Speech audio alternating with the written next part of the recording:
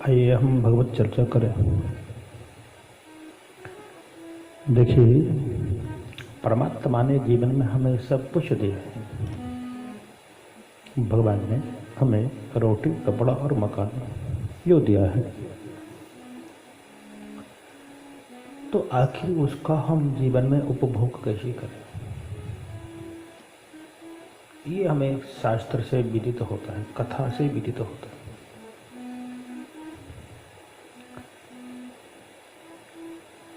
इसलिए हमें भगवत चर्चा, सत्संग, कथा आदि में भाग जरूर लेना चाहिए। यहाँ तक कि भगवान भोलेनाथ ने भी मातेश्वरी सती जी को कथा श्रवण कर दिया, क्योंकि काफी लाभ और काफी फायदे कथा श्रवण से प्राप्त होते हैं। तो हमें कथा जीवन में अवश्य ही ग्रहण करनी चाहिए। यहाँ तक कि जितना रसास्वादन हम कथा का करें, उतना ही हमारे जीवन में कम है।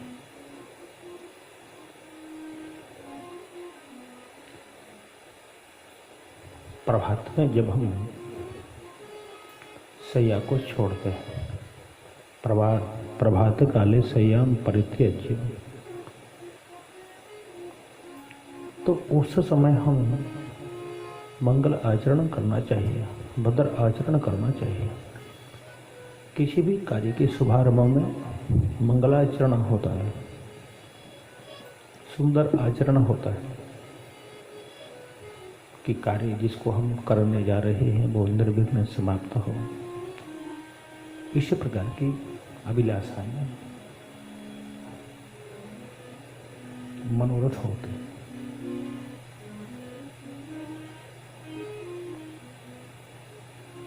तो उसी प्रकार से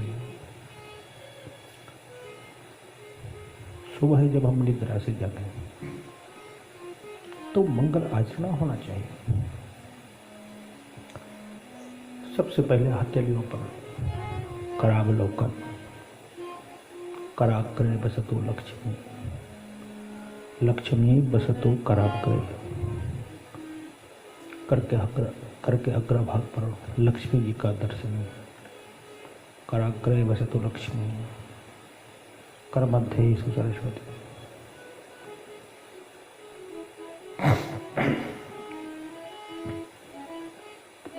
प्रभात काल में जब हम उठें, शैया को छोड़ें, प्रभात काले संयम च परित्यज्य, तो हमें करावलोकन अवश्य करना चाहिए। क्योंकि किसी भी कार्य को जब हम प्रारंभ करते हैं तो उसका मंगलाचरण होता है, भद्र आचरण होता है, ताकि जिस कार्य को हम प्रारंभ कर रहे हैं वो निर्विघ्न समाप्त हो। तो सुबह जब दिन की शुरुआत हो तो भद्र आचरण से होना चाहिए और हम करावलोकन करें। हथेलियों के अग्रभाग पर लक्ष्मी जी का ध्यान करें। कराग्रे बसतु लक्ष्मी, लक्ष्मी कहाँ वास करते हैं? करके अग्रभाग पर योग करके हम वो करावलोकन करें। कराग्रे बसतु लक्ष्मी, लक्ष्मी का भाव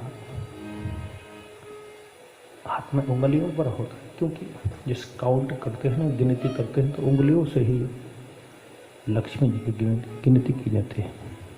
तो लक्ष्मी जी का आवास हमारी हथेली के अग्रभाग पर उंगलियों पर होता है।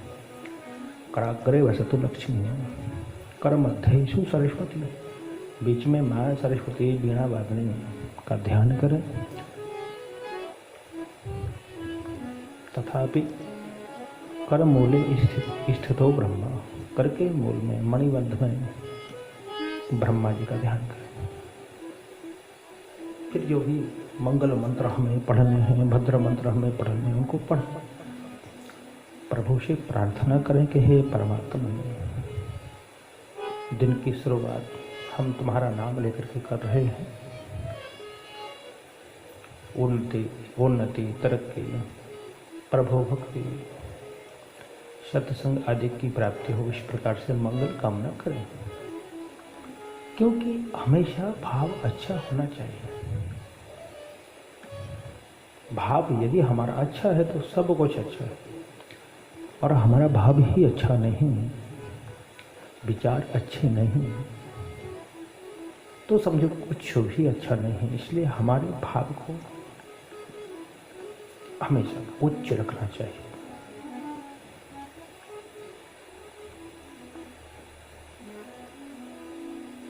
तो हर समय अच्छे विचार हम रखें। ना देवो विद्यते काष्ठे, ना तो देवता काष्ठ की मूर्ति में निवास करते हैं, ना देवो विद्यते काष्ठ, ना पाषाण, ना पत्थर की मूर्ति में भगवान वास करते हैं, ना मरणमय, ना ही मिट्टी की मूर्ति में भगवान वास करते हैं। भावो ही विद्यते देवस,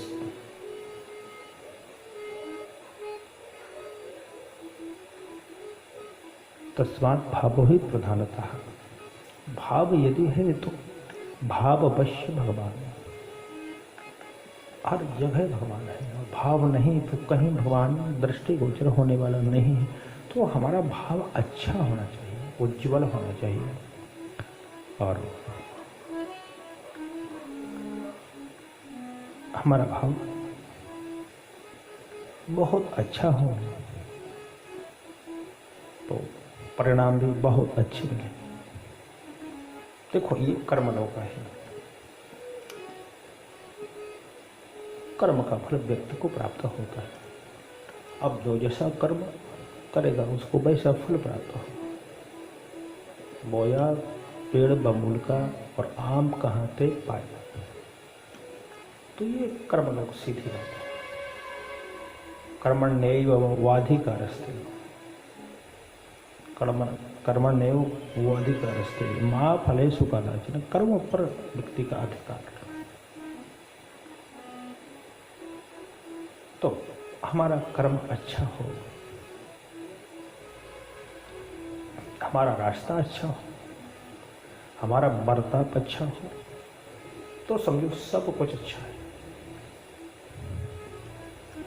बर्तन की जहाँ तक बात आती है कि भाई हम बात करते हैं, चर्चा करते हैं, किसी व्यक्ति का बर्तन कैसा है। अरे वो महात्मा जी हैं, बहुत पहुँचवान हैं, लेकिन उनका बर्तन कैसा है। बर्तन का मतलब दैनिक क्रम कैसा है, उनका स्वभाव कैसा है, उनके विचार कैसे हैं, उसे हम बर्तन कहते हैं। बर्ताव कैसा है। एक बर्तन तो वो जो हम स्वयं दूसरे के प्रति करते हैं। एक बर्तन वो जिसमें वस्तु को रखा जाता है। तो जैसे वस्तु जिसमें रखते हैं वो बर्तन हम साफ रखते हैं, शुद्ध रखते हैं और अखंडित रखते हैं, उसी प्रकार से हमारा बर्तन भी साफ, स्वच्छ और अखंडित होना चाहिए। किसी प्रकार बर्तन में कहीं छेद हो गया तो वो हमारे काम का नहीं है। तो हमारा ये बर्तन भी अखंडित रहेगा। वो तब संभव होगा तब हम वेद के वाक्य पर चलेंगे, किसी महापुरुष के वाक्य पर चलेंगे। शास्त्रम सर्वस्य लोचनम। कभी कभी बड़ी विडंबना खड़ी हो जाती है। शुभ कार्य के करते करते और वो हो नहीं पाता, रुक जाता है। शास्त्राज्ञा है शुभस्य शीघ्रम, शुभ कार्य है तो उसे तुरंत कर देना चाहिए, उसमें रोक का कोई काम नहीं। अशुभ कार्य यदि है तो उसको रोक देना चाहिए। इन शुभ कार्यों को कभी भी रोकना नहीं चाहिए। अक्सर होता ये है कि जहाँ जहाँ शुभ कार्य होते हैं कुंठित हो जाते हैं, रुक जाते हैं, अवरोधक हो जाते हैं। लेकिन हमें उन्हें रोकना नहीं चाहिए।